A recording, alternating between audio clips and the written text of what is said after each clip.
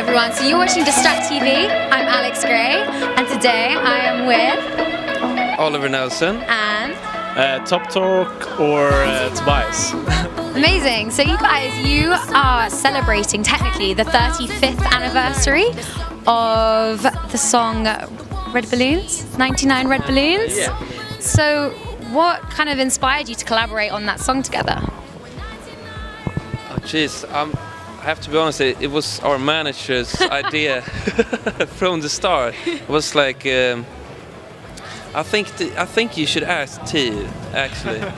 So, well, our manager had this idea of, I think he just heard it on like MTV or something, like the classics, and then he wrote to me one night and just said like, do you think this would be a good idea for like a tropical track? And I was like, it was really hard to imagine because it's such an unusual song, but then I was like, yeah, I mean, it could work because it's really unusual, but it has like so many like strong like lead melodies in it. And then we just gave it a go, and it just kind of worked. And it's like, it's such an iconic track, and like we've been hearing it since our childhood, so we thought it was like a really fun project. And yeah, I was a bit worried in the start because I had you know, like working with Tobias is amazing because we work really good together, but the tropical stuff, I'm not really, you know, 100%, you know, confident of doing like a really tropical song. But then well, you started tropical house really though, but yeah, but okay, but not like, you know, really tropical, you know. So if you were uncomfortable doing tropical, what would you feel comfortable doing? No, but it was not that. It was just like I didn't know what Adam and Tobias had in mind, because Tobias came to me and Adam came to me and said like, what do you think? What do you think of this project? What do you think of redoing this track? And I was like, oh, jeez, I don't know. But then, it definitely worked. The song is whirring around in my head. I was playing earlier today. It's been stuck in my head ever since. So he smashed in that respect. All the ideas, I was like, yeah, this is a really great idea. You just came together, and we didn't really like. We weren't sure if it were gonna work or not, but it just sort of like clicked, and we were like, "Whoa, we're onto something." And well, I think when you put two musical geniuses together, I mean, obviously it can't go wrong.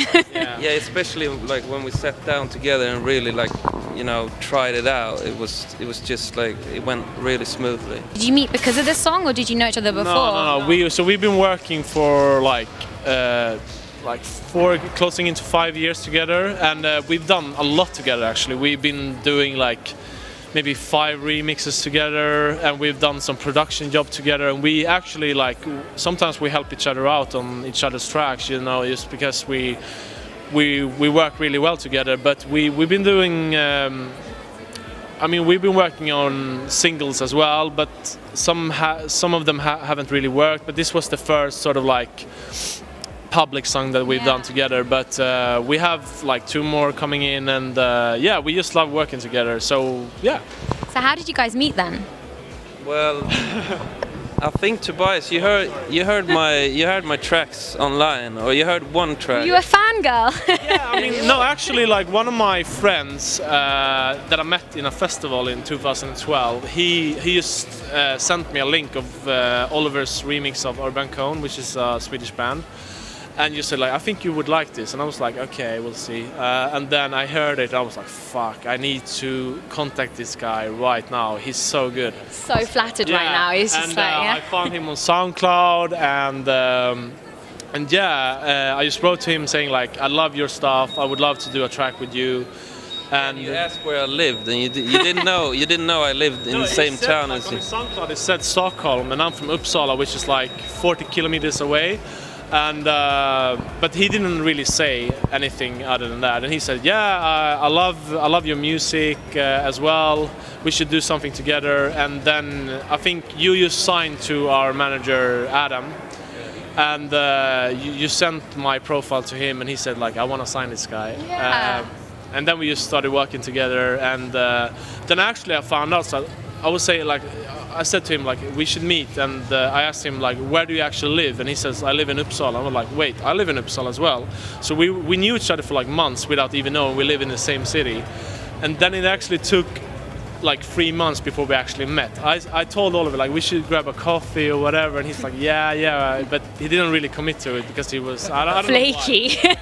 I don't know why, but then we actually met randomly in a pub, and that's so weird. Yeah, and we were just like, oh. It was fate all along then. Yeah, and now we've been like, best friends for like 4 years. So. Yeah, we instantly just clicked, and we do so much together. We hang out all the time, and we travel the world, so it's amazing. And I think it really shows as well when you work with someone who you're really close to. You produce some amazing content, so obviously worked. But I mean. Yeah.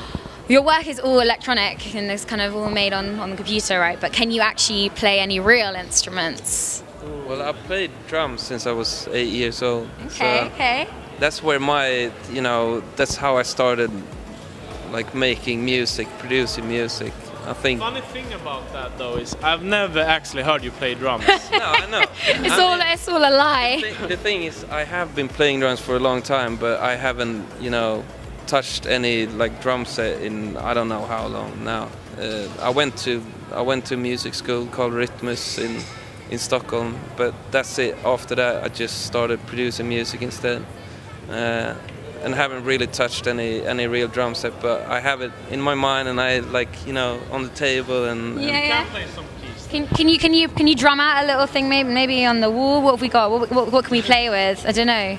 There's not much to play with around here. I don't want to touch this. Yeah, let's put Africa on the wall.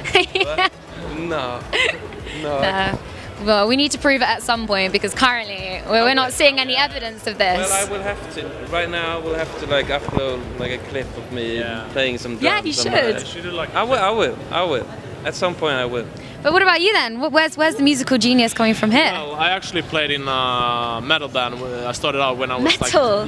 like proper black metal, like satanic black metal when I was a kid. So I was like a proper punk rocker. Oh my gosh, okay. So we formed a band like 2005 maybe, I don't remember really. But so we started when I was 13. And then first I was a guitarist, but I was pretty crap at it, so I switched to vocals, and so I was like always the lead singer. But I mean, like the black metal band, I was like screaming, but then like further down the line, I started like a garage rock band when I was singing properly, and I actually played the drums and guitar in that band, but it wasn't really good. So I mean, I would say I can play a few instruments, but very poorly.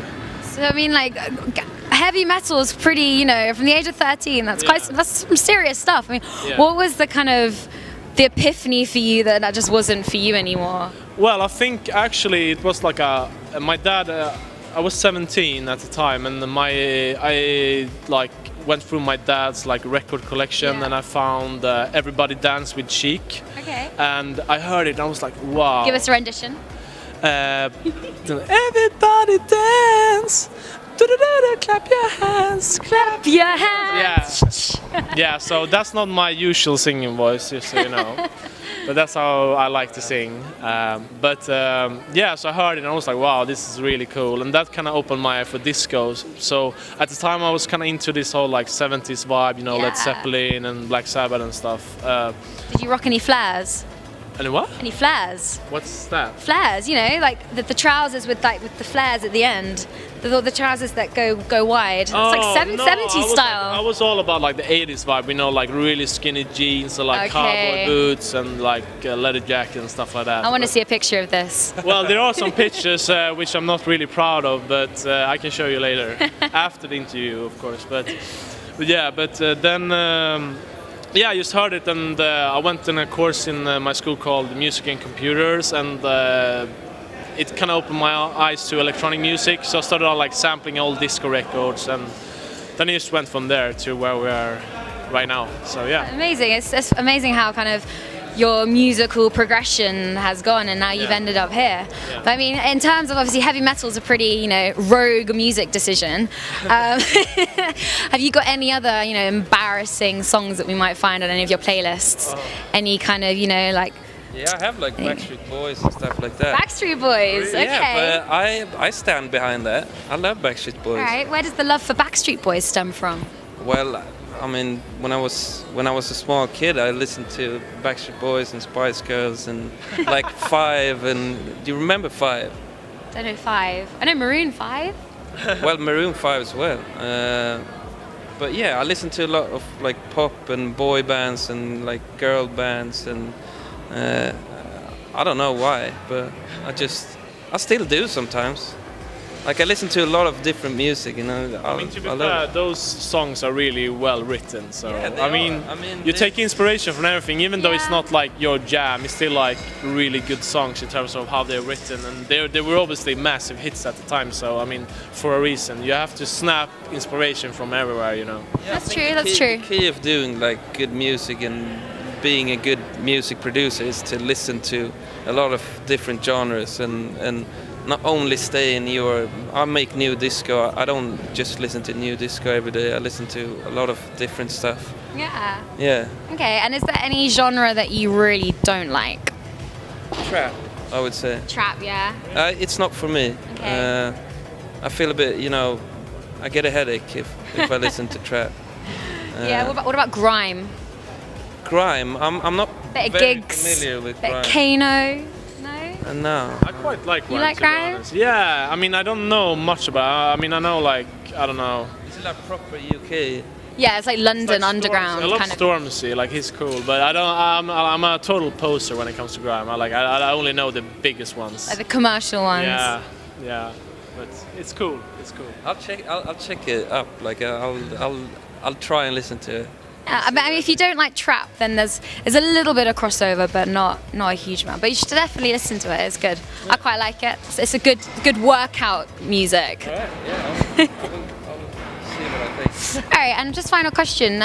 So what's your plan for the year? In the studio a lot this, you know, till the summer, and just trying to make as much music as I can for myself. Grinding originals. hard. Yeah, I will, and then I'll go to LA and San Francisco in the end of February, and I'll play there, and then I'll go home and just working, and then maybe in the summer I'll go on a tour or something. I'll play in Ibiza with Kygo as well in the summer, I think. What a hard life, hey? Yeah. What about you? What's your year looking like? Well, it's quite similar. I mean, we have so many tracks coming out and gigs. I'm going to America in March, and yeah, we just like grinding out music and see what happens, basically. But yeah, it's looking to be a very exciting year for us. So yeah, we are really buzzing about it.